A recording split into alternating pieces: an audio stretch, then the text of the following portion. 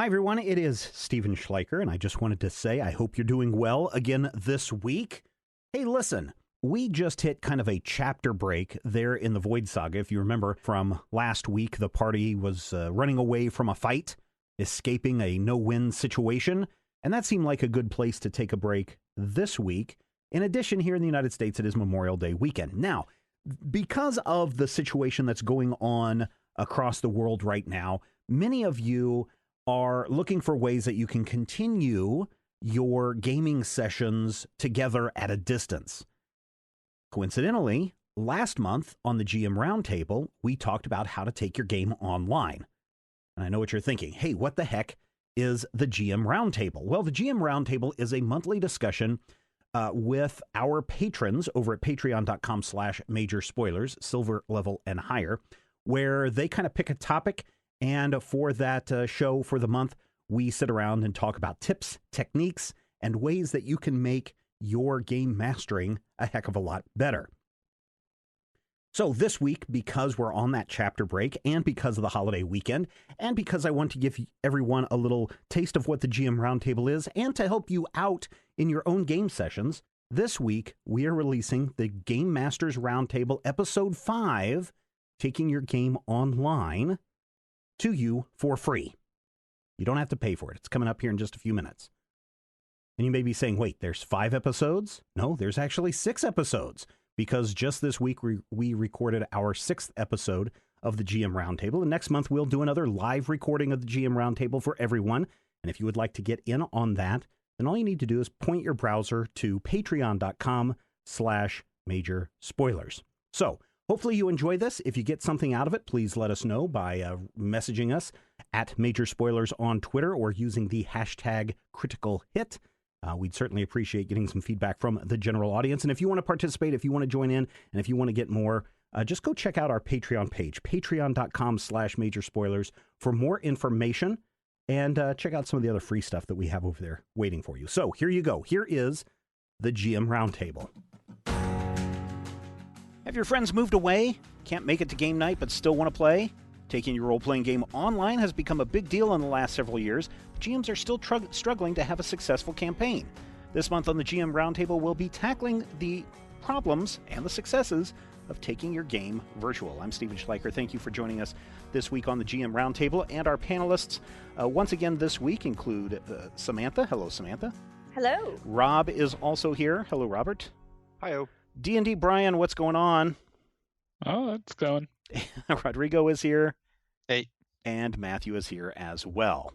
Mina konbanwa. So we have an interesting setup because we have been doing the Critical Hit podcast as basically virtual gaming since the very beginning, because not all the players have ever been at the table at the same time. And now, over the course of 10, 12 years, there's nobody at the table. In fact, everybody is virtual. So we've got some experiences, and we have some things that we believe work and some things that we believe don't work when it comes to setting up a game virtually. But Rodrigo, let's begin with you, and let's talk about some of the logistics of playing the game online versus playing the game system.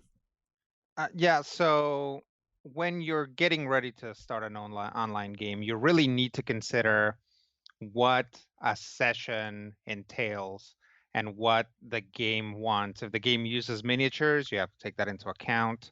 If the game uses cards, you have to take that into account. If the game doesn't care about any sort of like physical space, that's probably going to be helpful.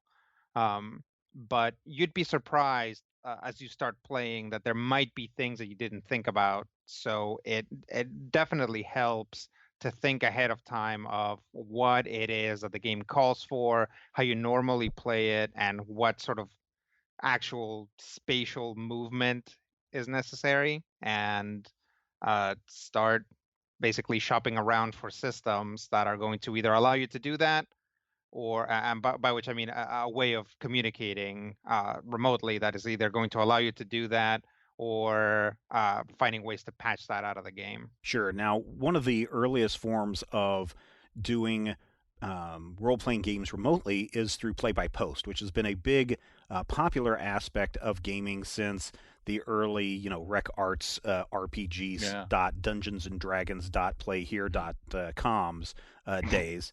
And even when we had the forums over at Major Spoilers, we had a very active play-by-post experience going on. Matthew, you've probably had more experience with play-by-post than most. What are some experiences that you've had with play-by-post, and does that work or does it not work?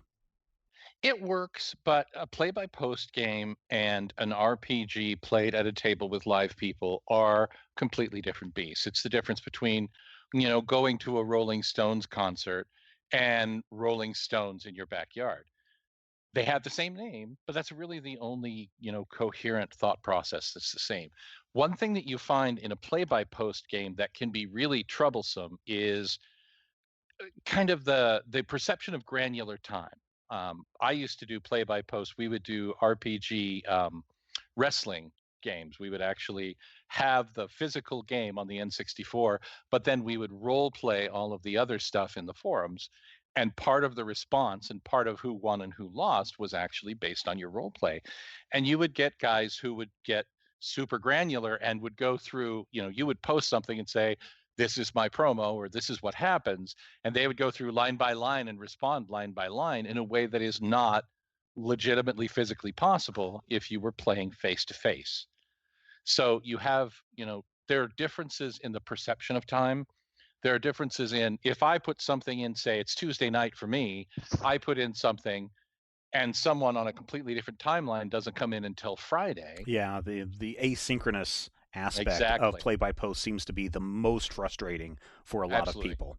Because you'll have people on Friday who want to respond to what I said on Tuesday, but unfortunately, Wednesday and Thursday, Rob and Brian have already been involved. The game has moved on from that point. If Rodrigo comes in on Friday, you still have to deal with the fact of, as far as he's concerned, that's the newest information. And I feel like the play by post experiences that I've had were mostly positive, but were also very frustrating in ways that a face-to-face or even the remote gaming that we do on Critical Hit will never be. Yeah.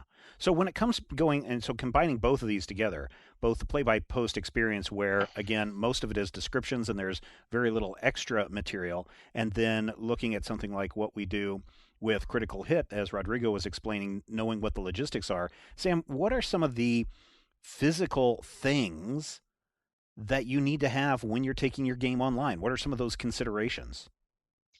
So it depends a bit on what some of the things Rodrigo was saying. Like if you're not playing a game that involves a lot of like that where you need any type of physical grid, or if you're using a tool like Roll20, you really just need to worry about your audio setup. In which case, people can get away with having it on their laptops, but I actually recommend, especially if you have, say, like one group that's meeting in person and one group that's outside, having a separate mic because it'll provide better sound. Because you're going to get reverb if you have, say, two people who are on their laptops. You can't have both of them be doing the audio at once, and so then one person's going to be really soft. So I like having like a centralized microphone device that can be between all the people who are in one setting, so it's picking up their voices equally. And then if you're do care about visuals, I also recommend having a webcam, which you can set up to show, depending on like the session, you can have it be looking at the players' faces for like, so you can see each other's faces for social scenes, or you can have it pointed at like the grid or your map or whatever physical setup you have. If you're doing a thing where people kind of need to see where their characters are in position. I also love, when possible, to have a setup where you can have your people's faces showing up on a separate screen, because if you're using, say, your laptops to manage your character sheet, that way you can see people's faces but still also be looking at your tools as opposed to having to tab between them. Sure. So, one of the things that we've done over the years is I don't think we ever had a webcam on individuals' faces because, of course, we're telling stories and we're playing games. However, in the early days of Critical Hit, we did have a webcam that was pointed at a physical mat. Rodrigo would bring in mat and draw things out. And then we had, when we were taking pictures of the table, I would just mount a little webcam on top of the camera pointing at the same direction, and whatever the camera, the physical digital SLR camera was seeing, that's what Matthew would be seeing on his end on Skype. And so we used that for a number of years until we made the move over to Roll20, and we really haven't used webcams since. There's a couple of issues with webcams, and it really depends on when we talk about components and requirements for gaming. One of the things that you really should take into consideration is what is your internet speed? What is your bandwidth? Because if you're going to be using a webcam and audio, and depending on what other things that you might be calling up web pages or Roll20 stuff or other things, that's going to eat up into your bandwidth. And certainly video takes up a much bigger part or bigger chunk of that bandwidth than audio or text on a web page, HTML stuff. So that is a consideration that you probably need to keep in mind. And then, the other thing that you need to kind of consider is the webcam actually necessary? Do you need to see other people's faces? Matthew, do you want to answer? You want to take on that about the need for a webcam? Absolutely. I think that, I have always been remote on Critical Hit. And aside from there is a sort of a getting to know you voice period, because for the longest time, I had never met any of the other players. To this day, I still haven't met Sam. And it was like 5 years before I ever met Rodrigo. But you get to a point where I agree. I don't think you need to see the faces of the players, but you also have to build in a little bit of learning time, because you have to learn what might be a vocal cue, what might be an audio cue that Stephen is upset, or Rodrigo, got interrupted, or Rob was starting to say something. You do have to be more aware without that access. And more importantly, when we had the webcam, I had a very, very small screen. And so there were times when I needed someone to actually reach in and physically point at, this is your miniature, or something else that will occasionally come up even now in Roll20. And Rodrigo's very good about trying to anticipate this. My colors aren't really good. My eyes are very, very old and don't function very well. So sometimes if you say to me, this is the orange one and this is the green one, I will need you to identify which is which visually. So being aware of the fact that your faraway players may not need to see your face, but they may need additional visual cues. They may need additional assistance. And it may not be just a matter of the equipment. It may be a matter of that person's ability to see or hear, or any of the other things that you need to be a part of the game. So that's something to keep in mind for long distance gaming. Yeah, at one point we did away with the traditional webcam. I was using one of the iMac webcams, the iCam or whatever it was called. We ditched that when one of our listeners sent us a really high-end and very expensive video conferencing system, where we had, that you might find in a boardroom, that had a really nice high definition camera that we would connect to Matthew. And the nice thing about that, it was remote controlled. So if at that point, if Matthew needed to see where he was at, we could zoom into the mat and zoom out of the mat. But at the same time, webcams under normal lighting conditions are not that great, right? They have poor contrast performance. They often have poor color performance. And so you need to do a lot of tweaking, or you need to do a lot of light manipulation to make it look good. So there may be times when you've got a white mat or a whitish mat or a gray mat or whatever it may be. And because that thing is so bright, your webcam may automatically close down that iris. And then suddenly it's very hard to see all these little black blobs all over your mat, and to know which one is your character and which one is someone else's character and which one is the enemy, so on and so forth. So webcams can be great, but you also need to be aware that there are some of those problems that need to arise. Rodrigo, do you think that you always need to see players' faces in virtual gaming? No, I mean, we make do with Critical Hit, obviously. Doesn't it fall out of the trees though? Yeah, that's a callback for all you people that have been listening for the past 1,000 or so years that we've been doing this show. So I was kind of distraught when we first started, or when it became clear that it would be harder to continue doing seeing people's faces. We were using Google Hangouts there for a little bit, where we could see Matthew and Adriana, but eventually that just kind of it just kind of became clear that it wasn't going to work, and so we just stopped. We you know, for several years now, Critical Hit has been audio only for us, and because it's a podcast, that has kind of ended up being a good thing. It certainly pushes me to do a lot more description, because if I'm being an NPC who is being in trouble and I'm like making a weird face, you know, the 5 of us or 6 of us can see that weird face, but the audience can't. So it pushes me to describe the face. It pushes me to describe things a lot more. And it pushes definitely me as a game master to request more description from other people. And also I think it pushes everyone else who wants people to understand what their character's doing to do that. And it's possible, but you have to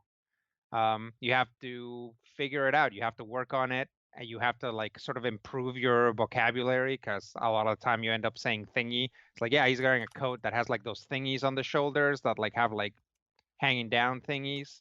And then like, yeah, epaulets, exactly.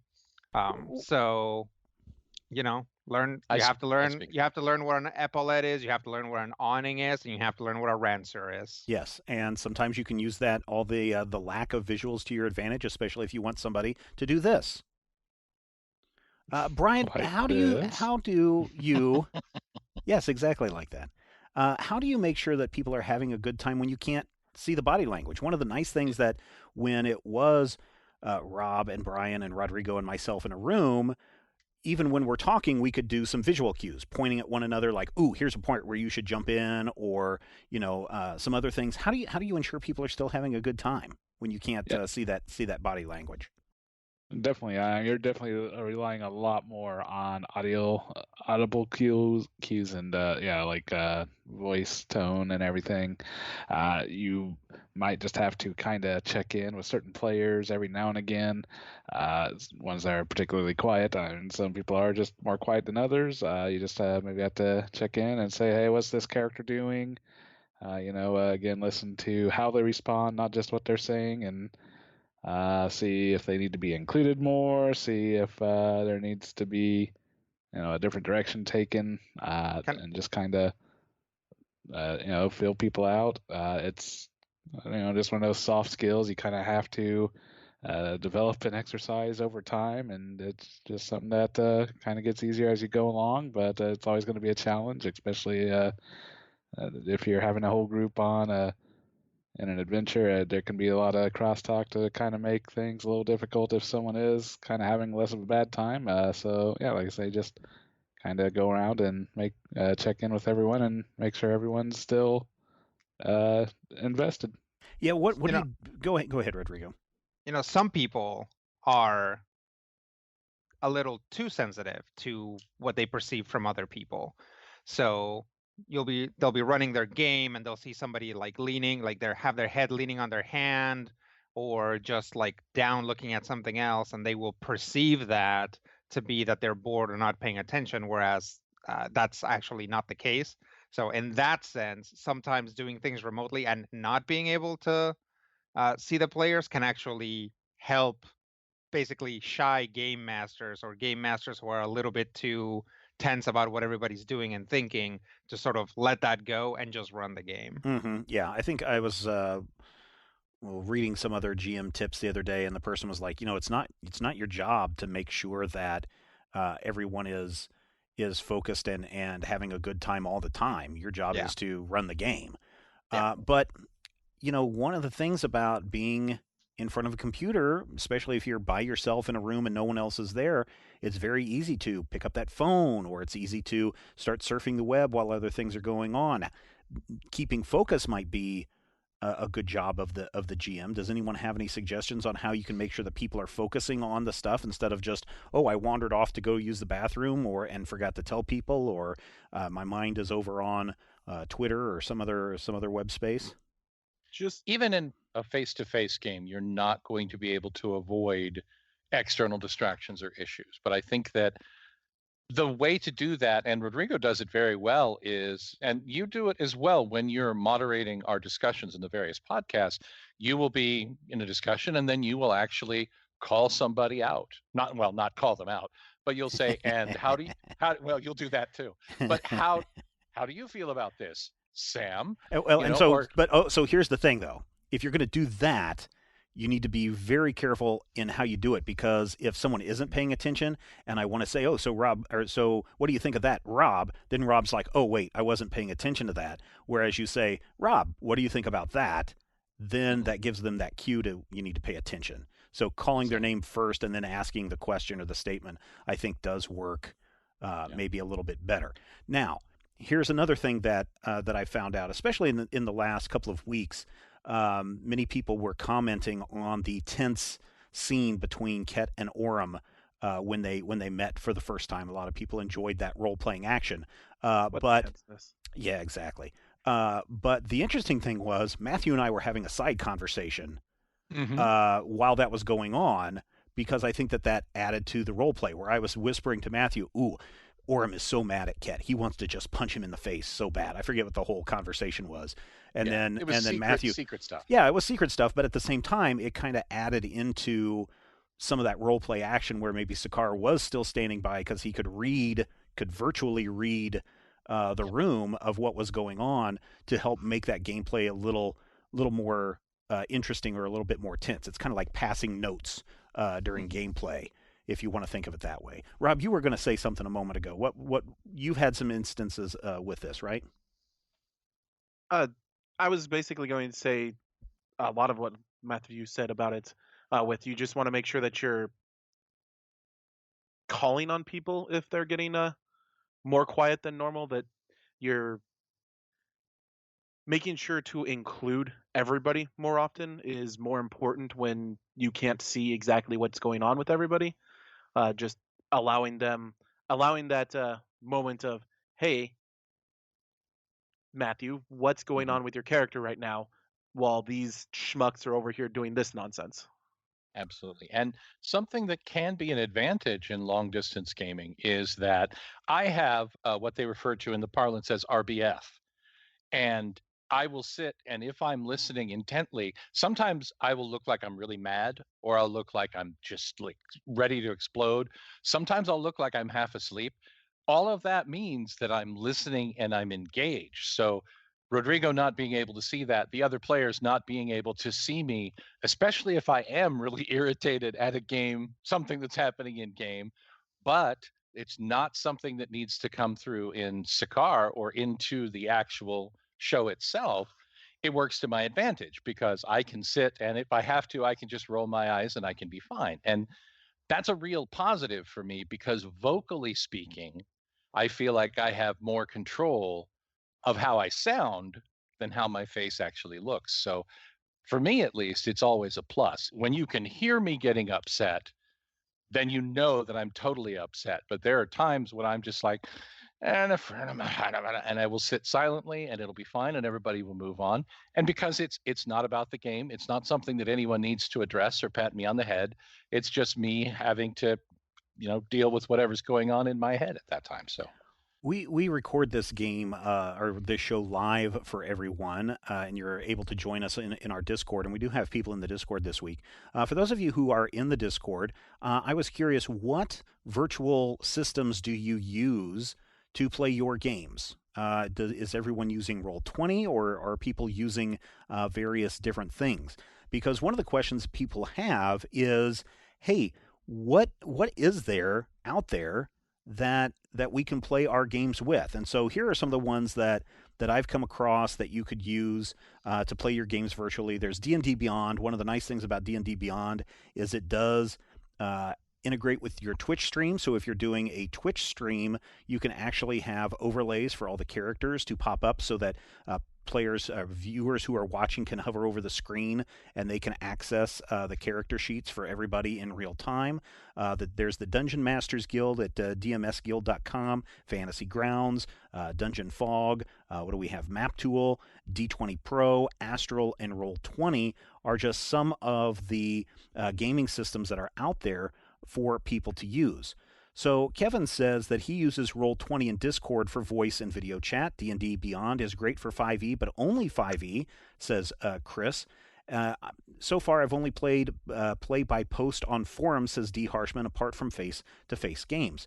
So there is a kind of a broad swash of people. Swath. Yes, of Swathe. people. Swafings. Boys. Swayze. Nice It's a boys. Swayze. The Roll20s and the things and the Glabens and the D&D's Beyonds. It's a Patrick Swayze Christmas, everybody. A pretty elf. Anyway, Roll20 seems to be the one that a lot of people use because it's the one that seems to be most accessible. But Kevin did point out one of the things that I would avoid going back to webcams and voice and all that stuff.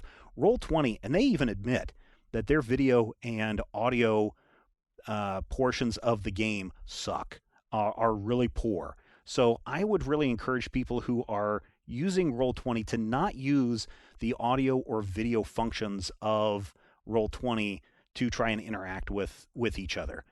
Instead, there are a number of other things that you can do. You can use Skype. You could use Discord. We use Skype. We did use Google Hangouts for a while, but then as we moved to our current configuration, which is very complicated, that was no longer an issue. People have been using Zoom a lot lately. Somebody else I was just talking to had said that they had used Zoom for a game that they played last week and had a fine time with it. It was fine as well. But I would really stay away from Roll20 as your video and audio app. However, a lot of people have questions about Roll20, and one of the big questions is it's super powerful, but very dense and not necessarily incredibly obvious about what it can do. What are 5 hidden features everyone should know how to use? That is from Drumstick's #1 fan asking that question. And I noticed nobody jumped in to say, ooh, let me answer this one, because there are so many, many, many hidden features. There's like feature is hidden inside of a feature, hidden inside of a feature on Roll20. And unfortunately, the documentation is not great. And even if you go and find tutorials online, a lot of those were done 5 years ago, and they're not relevant to a lot of the new features that are in Roll20 today. So, Rodrigo, let us start with you. Not looking for a hidden feature, but what is one thing that you think a GM should master and know if they're going to use Roll20 to run their game? I guess one thing that I use a lot is the fact that you can select multiple things. So if you have multiple enemy tokens or all the players, you can, for example, select all of your player tokens and then right-click them and say add turn, and then all of those will be added to the initiative track simultaneously instead of having to add each individually. One thing that you absolutely do have to master if you are running a Roll20 game is permissions. Mm-hmm. So anytime you create a character, an NPC, or even a PC where they can put in their character sheet and stuff, you need to grant people permission to alter it and to edit it and to see it.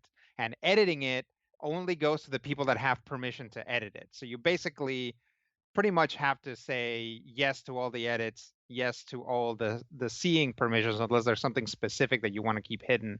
And you have to do that for everything. So another thing that you can do, if you're just doing some random mooks, you can move in a token, alter that one, make sure all your permissions are on, and then copy and paste it. And then everything that you paste afterwards will just carry all that stuff over, and you can alter it, change the name or whatever as you need. Mm-hmm. Brian, beyond learning how to use layers, what's another thing that GM should know how to do inside of Roll20?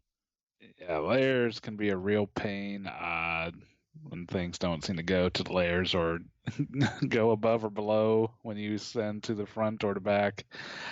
So yeah, messing with those might be a good idea just to get a feel for that.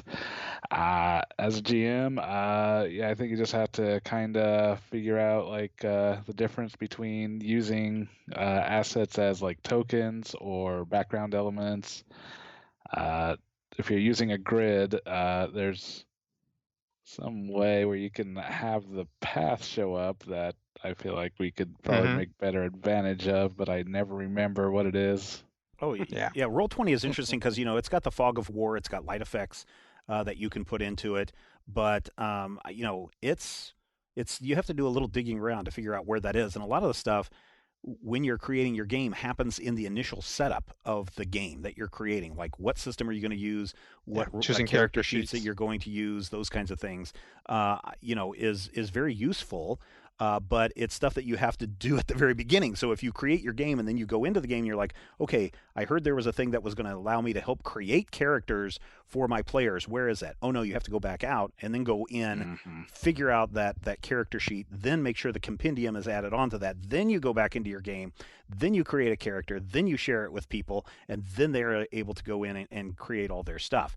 Once you have some of that stuff set up, though, I think that it's kind of clever, because if you do want to bring in level 1 orc, you just go in and find your level 1 orc in the compendium, and then you can drag and drop it right onto the screen with tokens and all these other things. There's plenty of add-ons that you can purchase that will work in Roll20, but those things take a little time and money to do.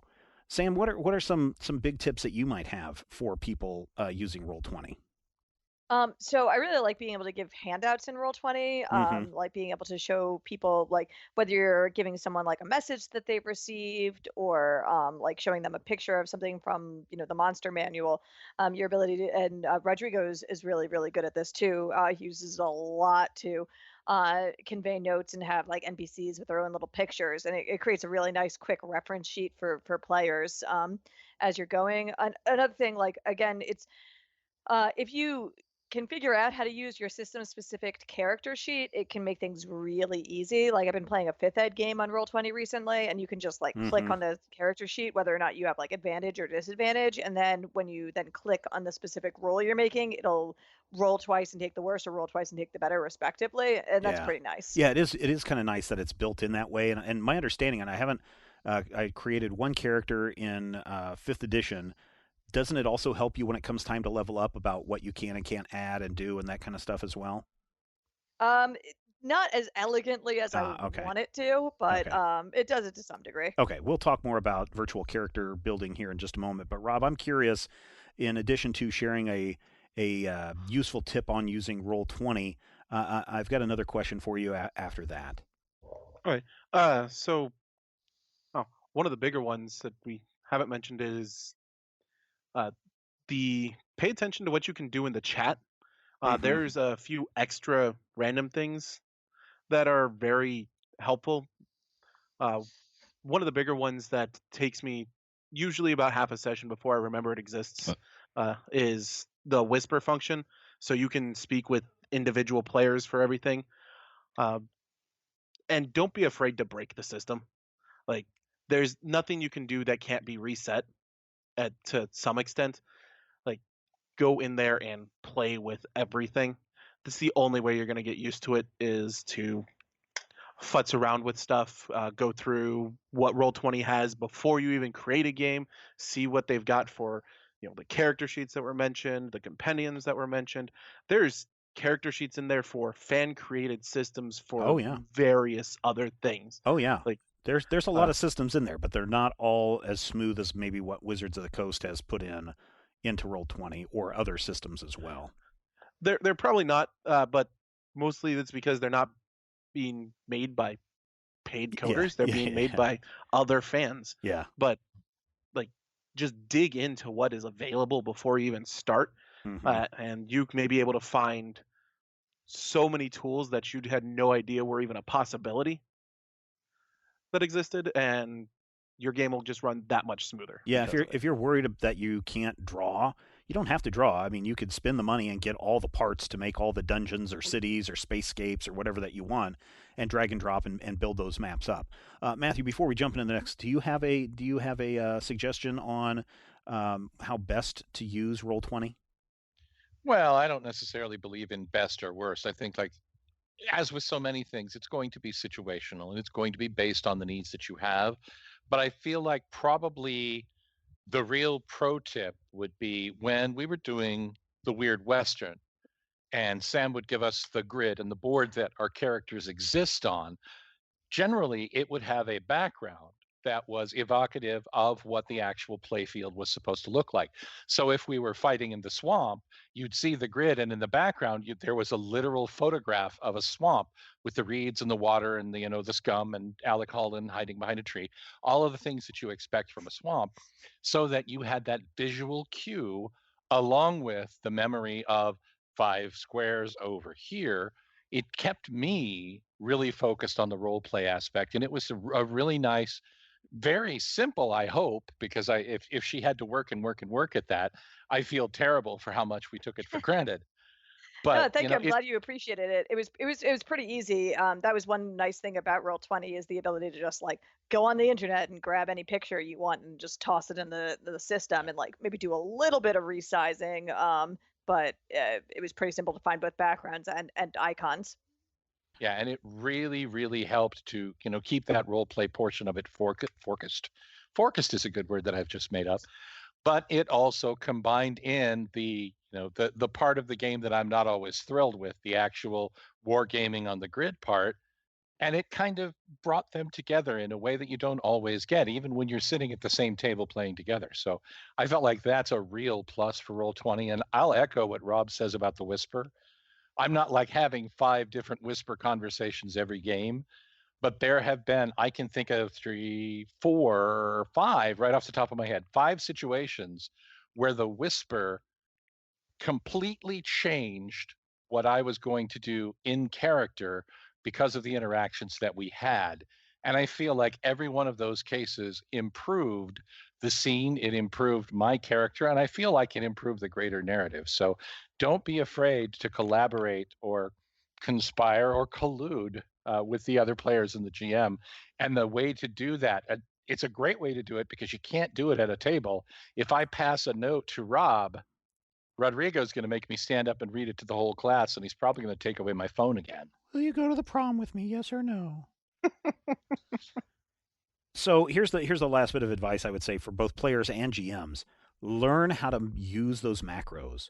The macros are really awesome. If you're not using macros, definitely use the macros because they can make everything from simple checks to combat move much more quickly when all you have to do is just click on a button and you don't have to type /RD220 blah blah blah plus K1, all that stuff. So it's really, really useful.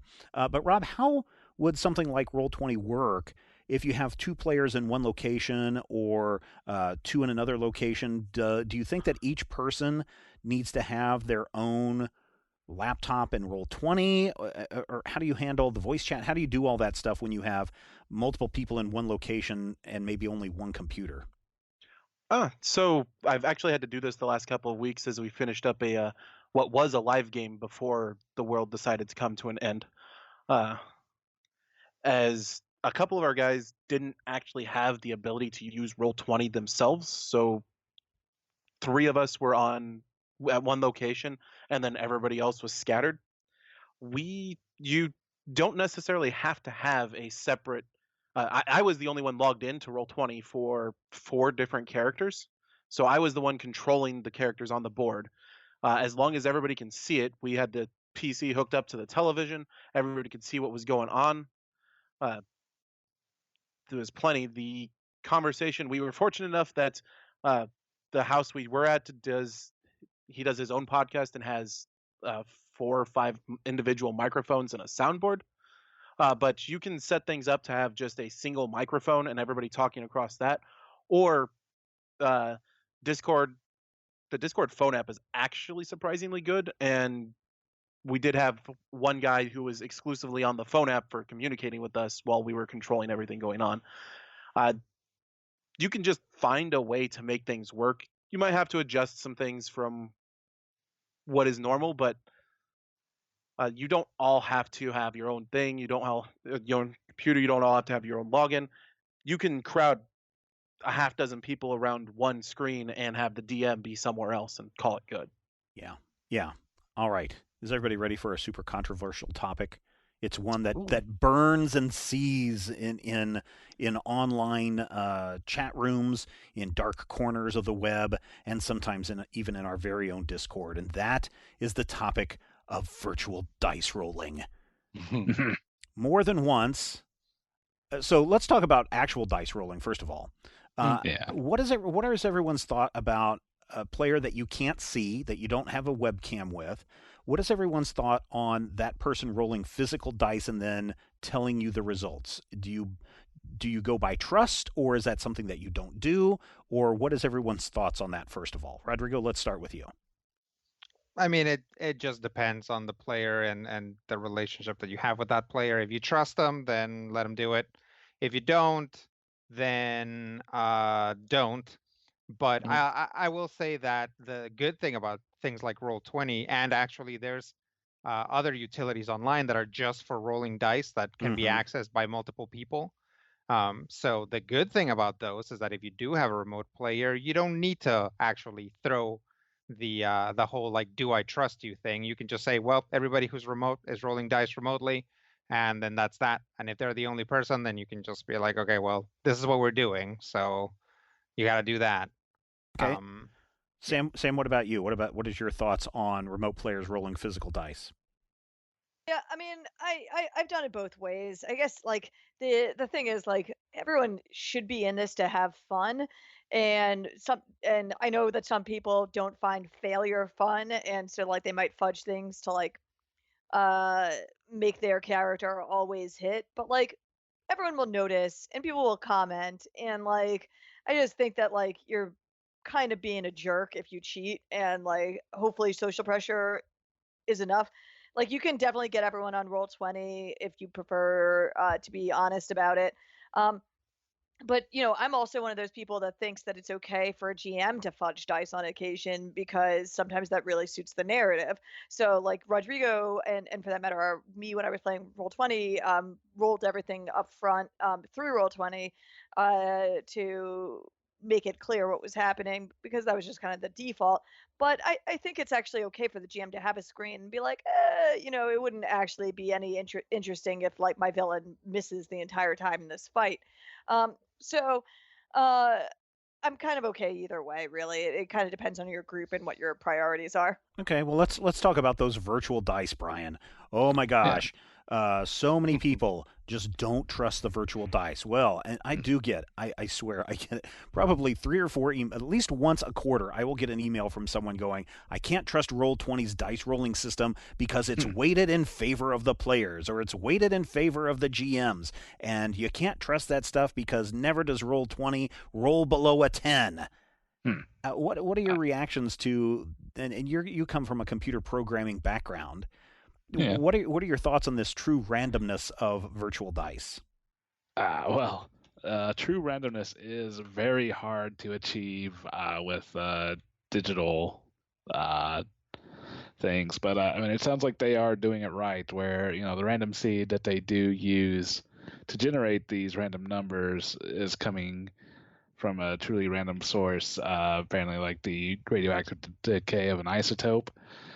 So that's probably going to be more statistically random than actual physical dice, at least many of them. I mean, I'm sure a lot of people have seen that whole saltwater test of dice. Sure, to see if it's balanced correctly, yeah. Yeah, and how a lot of the, readily available dice on the market aren't so balanced. And so that, can definitely be an issue. People keep an eye out for clear dice, then that lets you see if there are any occlusions in the dice. So if you are using physical dice, that's a good way to kind of help make sure that your dice are good there. I feel like, I mean, if they say they don't get any rolls below 10, they're not hearing me rolling, I guess, on Roll20. Exactly.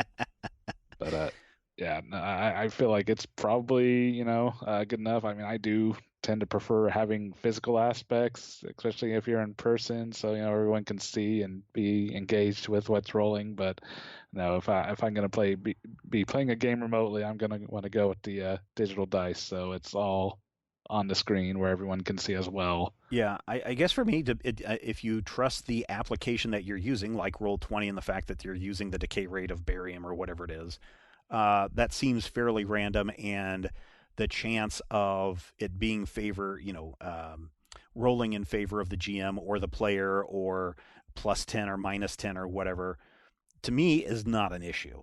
But how do you overcome that worry of not having physical dice, Matthew? You for years have used physical dice, and then suddenly you were thrust into the world of Roll20, and there are many times where listeners will hear you say, "Oh, I hate Roll20," and I don't know if that furthered people's fears of Roll20 being a bad, dice rolling system or not.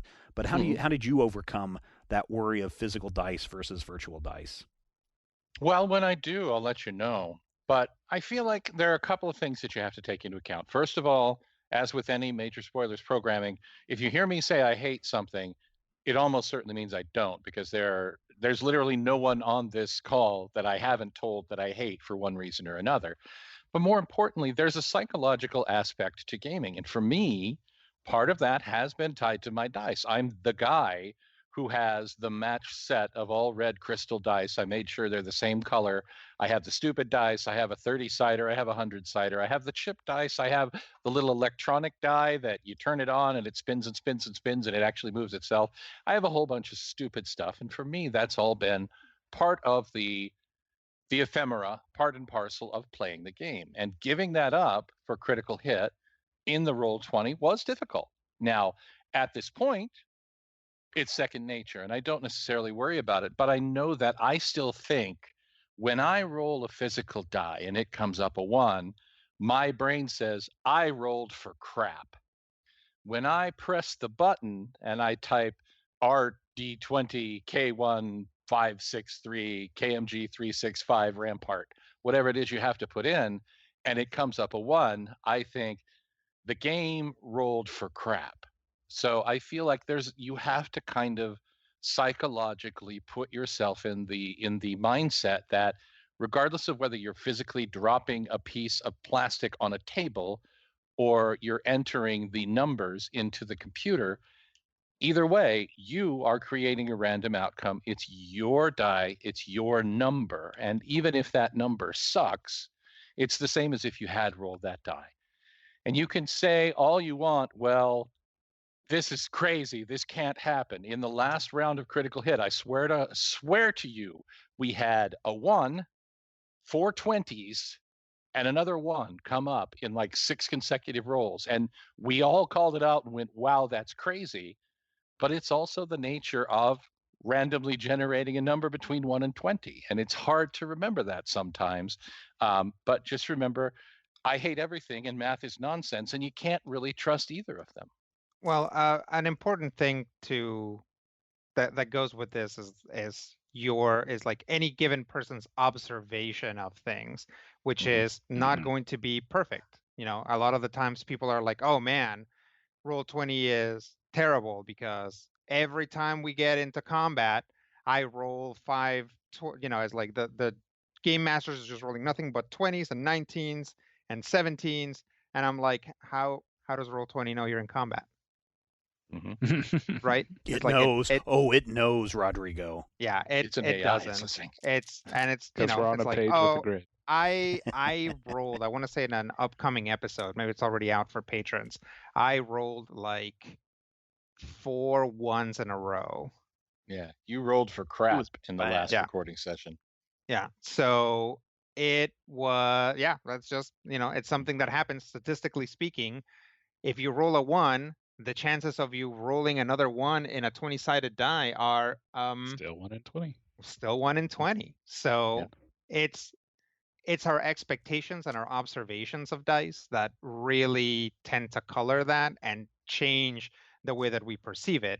I assure you, the machine doesn't know or care what you're doing. It's our expectations of what the machine is like trying to get us to do, I guess, that makes us think that that there's some malfeasance going on. Yeah. Well, in our defense, you do in fact have a name in the game when you do something that says the universe, comma, which hates you. Yeah. That is literally your Roll20 game name. So I'm not saying that you're responsible for our paranoia, but I'm not saying it. Just going back to the macro thing, you can put anything in a macro, including not only the die that you're rolling, but also versus will or fort or whatever that you're doing. But then you can also put in flavor text in there as Yes, well. your macros are hilarious. So Matthew, you had said something a minute ago that kind of reminded me that when you were talking about all the crazy stuff that you bring, we have, bags of dice in the Crown Royal bag or one of those critical hit dice bags. We, have 30,000 books that cover the game system that we're playing. Some people want to bring their lucky backpack or their wormwood dice rolling tray or dice tower and all of those things. And when it comes to the virtual game, you don't have to bring that stuff. So I'm wondering, Sam, what are parts of the game that actually works better when you're playing online compared to in person and vice versa? So I play a lot of Pathfinder, which is a really complicated system, and looking up rules for that is a huge pain if you're trying to do that with physical books. But it's trivially easy if you're using the SRD, like their resource for uh, all the rules online. And so having everyone's have their computer in front of them when they're playing online makes it much easier to be able to make notes, to be able to look up rules. And then, I also honestly like having Google Docs, where you have notes with all of like NPC names or quest objectives, basically, or like things that you know about a mystery. And what having that does also is it protects things. Your notes can't have Coke spilled off on them if you're in a Google Doc. Your cat can't puke on your book if it's all digital. Stop No, puking, Cat. Sorry. it's definitely happened. It's terrible. um, but so it definitely makes kind of speeds that aspect up. The contrast is that like I love looking through physical books for say monster ideas, and I'm just never going to get that clear vision of like what a monster looks like Right. just by reading its stat block online. Yeah, no, I understand that. And then plus also your husband does some really cool things with the Dwarven Forge stuff, right? I mean, I think he has Dwarven Forge, but Yeah, Dwarven Forge. You have those big physical, landscapes and things that you can build to put your adventure in. That may not transfer over virtually, Brian. So what are parts of the game that you think are the hardest to recreate in the virtual space? Yeah, definitely just any games that rely on other mechanical components like cards or specific templates can be kind of difficult. I mean, certain platforms do definitely handle it better. I mean, apparently they even got Jenga running and freaking virtual reality. So if you really wanted to play Dread, you could. But yeah, I think if you're gonna try to play Zombie World, it's gonna be a little bit difficult because it is a card-based thing, or like the most recent Paranoia system. So those are all. I feel like subtlety and nuance is a little bit more difficult in virtual space because again you're just relying on the audio cues for the most part, not the visual body language. So games where like players may be trying to be a bit more sly on each other, may not all be working at the same purposes, is probably a little more difficult in a virtual. Yeah, it's interesting because it's a little bit of both, right? It's like if you want to shoot someone a look, you have to describe it. Even if you are seeing people visually, people won't know that they're the ones you're looking at. So you'll have to be like, my character shoots a look at your character, like, what's going on, right? Whereas in person, you would just do that. But also, there's the whispers feature where you can actually communicate completely silently and not alert other players as to what you're doing. I will say that if you actually want things to happen, you need to like let your dungeon master in on what you're talking about, because you can have an entire conversation with another player over whispers, and then when you go and you're like, okay, well, we're going to do that thing, and the game master doesn't know. Yeah. You have to communicate that to them and sort of what your goals and what you're trying to get out of things are. But it's pretty interesting that you can. It's a net, like sort of like a net zero. Like visual cues are muted, but there's actually a lot of ways to withhold information from other people, and transfer information to other people that you wouldn't have physically if you were playing with 5 people around a table. So Chris asks, Roll20 has a majority share of the market. Do you have any other experience with other virtual tabletops, Fantasy Grounds, or any of the other ones that I listed a moment ago? Rob, you have some experience with some other systems, right? Yeah. So Brian was mentioning the games with the Jenga or the cards as mechanics, and I was going to say there's also the tabletop simulator can actually handle both of those things. I don't know how well it'll handle Jenga, but it definitely has the ability to deal out cards and everything like that. It's something that we've been using for other various tabletop games. I haven't done it with role playing yet, but I don't see any reason why it wouldn't work since it has miniatures built in, snap to grid features, and a bajillion variations on mods.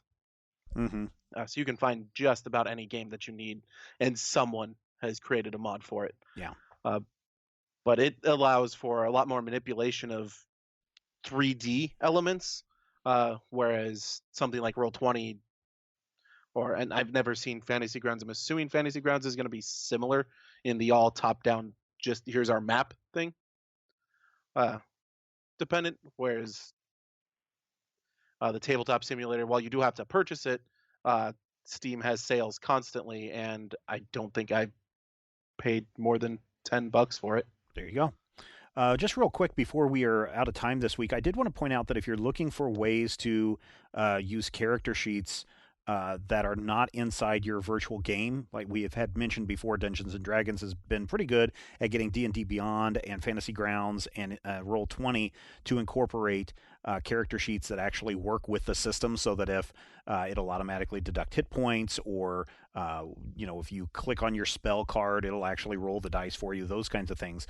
But I am a huge fan of Hero Lab for character building. It is I have two different versions. One is a desktop version on your computer. It has 5th edition of Dungeons and Dragons, 4th edition, Pathfinder. I don't know if it has Pathfinder 2.0, but it's pretty good. It's got a bunch of different systems that you can go in. They also have an online version, which is the Paizo systems, Pathfinder, Starfinder only. Right now, they haven't licensed the D&D system. But what's nice about Hero Lab as far as character sheets, and this is something you might be able to use when you're working with your players, is when it's time to level up, or when you are done, or when you have something that triggers, the system lets you know. So when it's time to level up, you put in and say, oh, I want to use this feat. And it'll say, I'm sorry, you can't use this feat. Or it'll keep track and make sure that you're spending points correctly, or the things are stacking mostly correctly. I just recently went on to the online version of Hero Lab and for an upcoming game, and it's pretty good for Starfinder Pathfinder. I was kind of hoping that they would have had 5th edition and others in there. They don't yet, but the desktop version does. So that's something that you might want to look out for. Also, D&D Beyond apparently has a very robust 5th edition character sheet builder in there for you, as well as NPC character sheet creation tools and those kinds of things. Let's see. Before we get out of here, I think there's one more question. There's a question that popped up here in the chat. Do online games have more or fewer issues with people trying to talk over each other between whisper functions and being unable to see if people are about to talk, or does it just depend on the group? Anyone can jump in on that. Definitely more. Well, I think about it. Yeah. Exactly. Case in point is that you can't, especially when you can't see each other's faces, you can't see when someone's about to talk. And so you're much more likely to have more people like talk at the same time. And especially when like audio is coming in relatively soft from the like remote players, if you have a mix of in-person remote players, it can be really hard to even notice that someone's talking. So you basically have to like make everyone sit down and shut up. Another issue is that like sometimes people like to use voices, and sometimes those voices do not translate well over full remote. So if you're like, I'm going to talk in like a soft little voice, people are just not going to be able to hear you. So here's the final question as we end up this week. We've talked about the need to have maybe some kind of a dice rolling system, but not necessarily. You could still use physical dice. You definitely need to have some kind of audio component so that everyone can talk with one another. But if your game is really, and this is what 5th edition really promoted itself as, the theater of the mind combat experience, do you really need a tabletop app at all? Do you really need a Roll20? Do you really need a D&D Beyond? Let's go around the table really quick. Matthew, start with you and get your reaction to that. Well, crunchy granola answer. Role-playing games do not need anything other than people willing to role play. You don't need dice. You don't need a gaming system, to be honest. You don't need anything. There is no absolute requirement to play a role-playing game other than people who are willing to share that experience and, maybe agree on how that game goes. Will it help? I think yes. But as with so many questions, is it good or bad? It's not necessarily good or bad. It's a question of how much work do you want to put in it? There are times when something will happen and I will try and respond to it as quickly as possible and make it the primary focus. But if I were willing to try and multitask on something, it's just going to make it more difficult. And I think that's the question, is not, do you need it, is how much extra work are you going to have to do without it? And is that extra work worth it in your particular situation? Brian? No, I mean, if you're definitely using a system that doesn't rely so much on miniatures and grid, that can really make things easier if you're just kind of doing a more narrative or even just a more old school game that doesn't care so much about attacks of opportunity. If you're doing like a pre-3E system for D&D specifically, I mean, it's definitely can be a lot more suited to that kind of play if you don't want to be clicking on squares so much. There you go. Rob, final thoughts from you?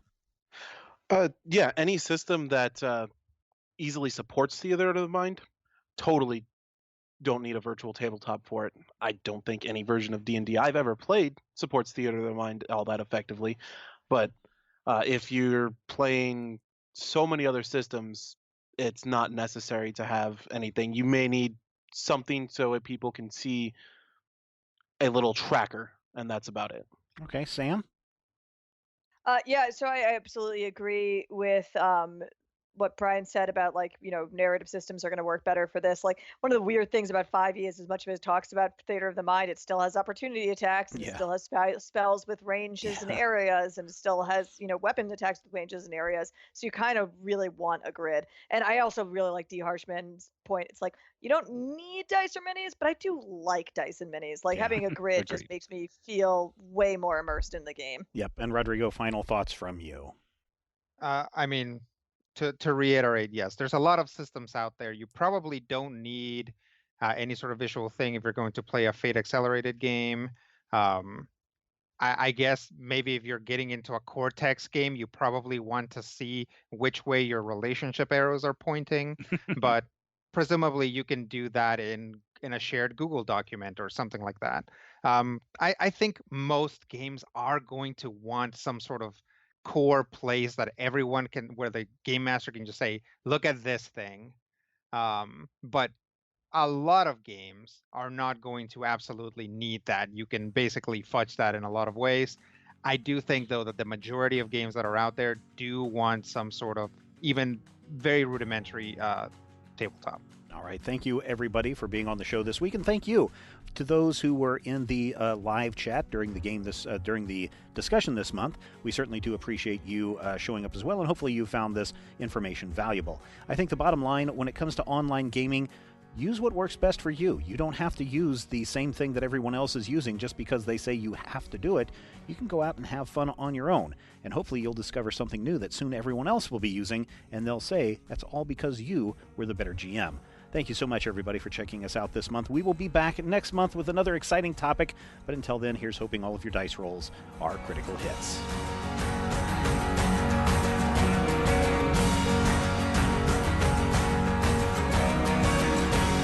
This podcast is copyright 2019 by Major Spoilers Entertainment, LLC.